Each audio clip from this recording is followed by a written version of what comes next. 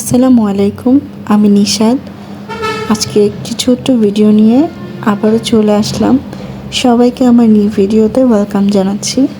আজকে আমি একটি স্ন্যাক্সের ভিডিও নিয়ে আসছি। আজকে আমি বানাবো চিকেন চপ। ফার্স্টেই আমি বোনলেস চিকেন নিয়েছি এখানে। এটা আমি একটু আদা রসুন দিয়ে বয়েল করে নিয়েছি। এখন আমি এটাকে গ্রেট করে নিলাম। এর মধ্যে আমি 2টা আলু সিদ্ধ করে দিয়ে দিয়েছি, এতে করে টেস্টটা অনেক ভালো আসে। এরপর কাঁচামরিচ, পেঁয়াজ আর ধনেপাতা কুচি দিয়ে দিলাম। এটা আমার একদমই নিজের তৈরি রেসিপি, আমি কোনো ইউটিউব বা ফেসবুক দেখে এটি বানাইনি। এরপর দিয়ে দিলাম একটু লেবুর রস। এখন দিয়ে দিচ্ছি ওয়েস্টার সস। এরপর দিলাম সয়া সস।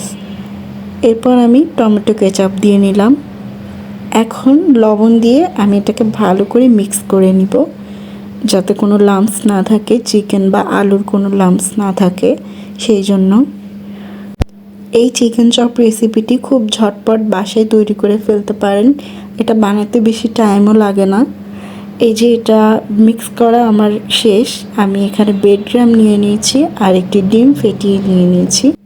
এখন আমি এই চিকেনের মিক্সচারটাকে নাগেটসের শেপ দিয়ে দিলাম। যে কোনো শেপ দিতে পারেন, এটা আপনার চয়েস। এখন আমি এটাকে ডিমে চুবিয়ে ব্রেড ক্রাম্বে কোট করে গরম তেলে ফ্রাই করে নিব। আমি এখানে সরিষার তেল ইউজ করেছি। আপনারা চাইলে যে কোনো তেল দিয়ে এটা ফ্রাই করে নিতে পারেন। এই তো আমার চপটা ব্রেড ক্রাম্বে কোট করা হয়ে গিয়েছে। এখন আমি এটা গরম তেলে দিয়ে দিব। এখন আমি এক এক করে সবগুলো চপ কোট করে তেলে ভেজে নিব।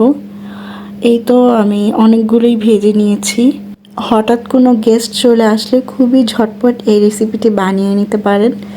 এটা আমি যখন ফার্স্ট টাইম ট্রাই করেছিলাম তখন খুব ভালো লেগেছে আমার কাছে। তাই আজকে আমার একটা ফ্রেন্ড আসছে আমার বাসায়, ওর জন্য আমি এই ঝটপট নাস্তাটা বানিয়ে নিলাম। আমার ছোট ছোট ভিডিওগুলি যদি আপনাদের কাছে ভালো লেগে থাকে তাহলে অবশ্যই আমার পেজটাকে ফলো করে দিবেন এবং লাইক, কমেন্ট, শেয়ার করে পাশে থাকবেন।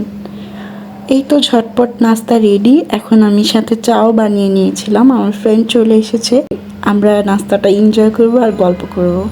সবাই অনেক ভালো থাকবেন। আল্লাহ হাফেজ।